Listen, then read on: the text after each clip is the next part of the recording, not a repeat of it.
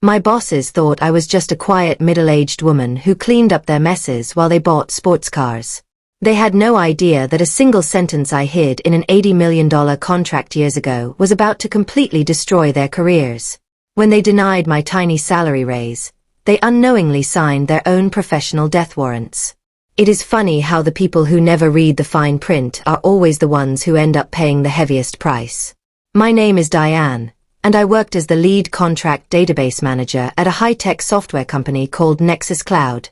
While the young sales guys played games and drank beers, I spent my days analyzing thousands of pages of incredibly boring legal documents. I was the silent engine keeping the entire machine running smoothly. Without my constant vigilance, the executives would have accidentally sold our intellectual property to competitors multiple times. I dedicated 5 long years of my life to this firm, working countless weekends and missing important family gatherings. Our CEO, Julian, and our Chief Financial Officer, Brody, always talked about how we were a tight-knit family. Our General Counsel, Garrison, spent almost all his time at the local golf course, leaving me to handle the actual legal work. I foolishly believed my hard work and deep loyalty would eventually be rewarded. Everything shattered on a Friday afternoon when I received a cold email from Preston, the head of human resources.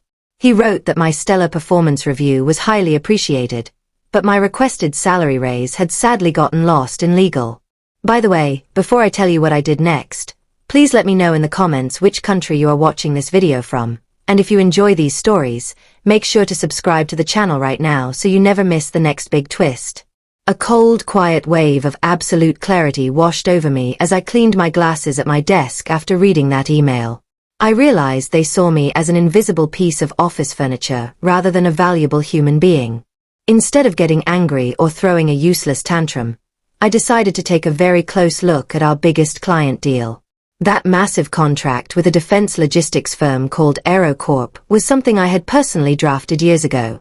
I walked into the dusty physical filing room and pulled out the thick navy binder containing the original AeroCorp agreement. Turning to page 42, my eyes locked onto the specific clause I had written when we were a struggling startup. It stated that if our software maintained near-perfect performance over 3 consecutive quarters, the intellectual property rights would automatically trigger massive royalty payments to the original architect. That architect was me. I logged into our administrative databases over the weekend using my unrestricted system credentials to pull the performance reports. The data did not lie, as our brilliant engineering team had actually achieved those impossible milestones months ago. Nexus Cloud owed me $500,000 in retroactive commissions, but the current executives were completely oblivious. They had never bothered to read the legacy contracts, treating our massive client like a simple cash cow. On Sunday evening, I called Arthur, the formidable general counsel for AeroCorp, who was known for terrorizing our lazy executives. We had spent years negotiating complex deals, and there was a deep level of professional respect between us. When I mentioned the dormant royalty trigger and the unpaid commissions, the line went completely silent. Arthur immediately realized that my company was in major breach of contract, which threatened their entire software license. We met for lunch the next day at a quiet restaurant to discuss our strategy. Arthur explained that AeroCorp takes vendor compliance incredibly seriously, and they could not use software with compromised ownership rights. He showed me a draft letter demanding an immediate audit of all intellectual property payments within 48 hours. If Nexus Cloud failed to prove they had paid me, their $80 million deal would be completely terminated. The explosive letter landed in the email inboxes of our executive team on Tuesday morning. Garrison, who barely understood basic contract law, blindly forwarded the message directly to me without even reading the attached documents. He told me to quickly draft a standard compliance response so he could focus on his golf game. They were literally asking the person who started the fire to investigate the smell of smoke in the building. I intentionally let the 48-hour deadline pass without sending any response to AeroCorp. Meanwhile, a bright junior analyst named Devon noticed the massive royalty liability flag in our financial ledger. During a tense morning meeting, our arrogant chief financial officer, Brody, angrily ordered Devon to delete the warning flag. I watched Devon carefully and silently instructed him to back up his files, knowing my bosses had just committed willful financial fraud. I spent the weekend finalizing my plans with a sharp employment lawyer named Sasha. She prepared a powerful whistleblower lawsuit that would protect me from retaliation the moment the storm hit. By Monday morning, AeroCorp had officially frozen all their monthly payments to Nexus Cloud, throwing our finance team into absolute panic. As our monthly company meeting began, the entire room was buzzing with confusion about the missing cash.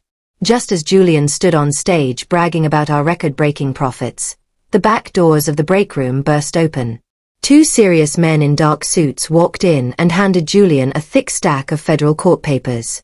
Arthur stood behind them, calmly explaining that AeroCorp was terminating their contract and suing for $120 million.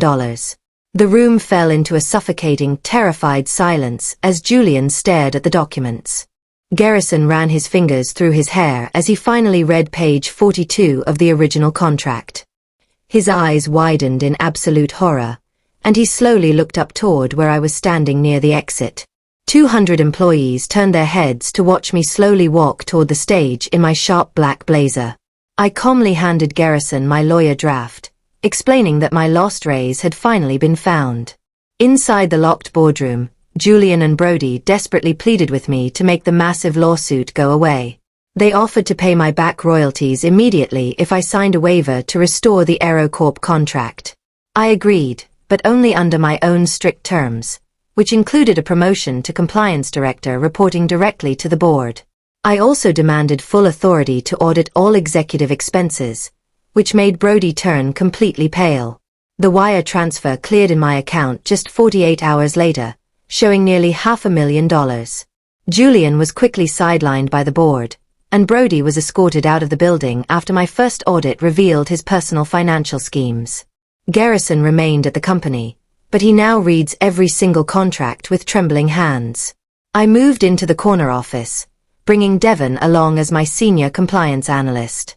A few days ago, Preston from Human Resources sent me a very polite email confirming my new executive compensation package.